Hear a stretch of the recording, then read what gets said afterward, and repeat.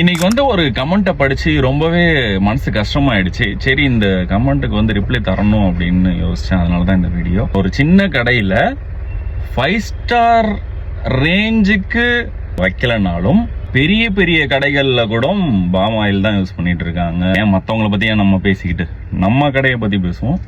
Sunflower 1 litre வந்து இப்ப 143 ரூபா இன்னைக்கு ரேட்டுக்கு பாத்தீங்கன்னா.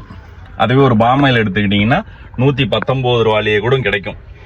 ஆனா நான் ஏன் வந்து சன்ஃப்ளவர் யூஸ் பண்ணோம்னா, எங்க வீட்டுல நாங்கெல்லாம் சன்ஃப்ளவர் ஆயில்ல தான் வந்து நாங்க சமையல் எல்லாம் பண்ணுவோம். அதே ரேட்டுக்கு அதே குவாலிட்டியில மக்களுக்கும் சாப்பிடணும். ஏன்னா நான் சாப்பிட்றேன், என் குழந்தைக்கு வந்து நான் என்ன கொடுப்பேனோ அதே தான் நான் மக்களுக்கும் கொடுக்கணும்னு ஆசைப்பட்டு. நீங்களே கால்குலேட் பண்ணி பாருங்க, சன்ஃப்ளவர் ஆயில் ரேட்டுக்கும் டெய்லி புதுசா சிக்கன். அன்னைக்கு நான் டெய்லி புதுசா வாங்குறேன்னு சொல்றேன்னா, இன்னைக்கு எனக்கு கொஞ்சம் சிக்கன் மீந்துச்சுன்னா கூட அந்த சிக்கனை நான் வந்து டிஸ்போஸ் பண்ணிடுவேன்.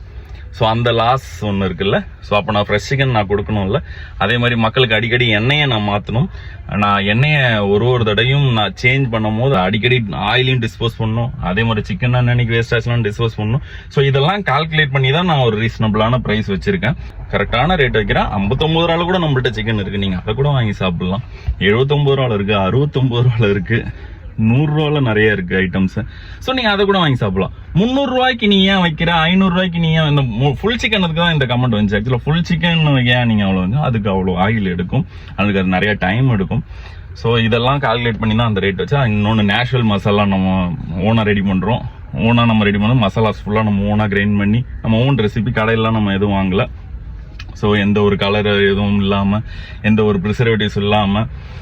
ஸோ இதெல்லாம் நம்ம பார்த்து தான் வந்து அந்த ரேட் வச்சிருக்கோம். நம்ம வாங்குற பொருட்கள் வந்து நல்ல பிராண்டடான குவாலிட்டியான பொருட்கள் வாங்குறதுனால நான் அந்த ப்ரைஸ் வச்சிருக்கேன்.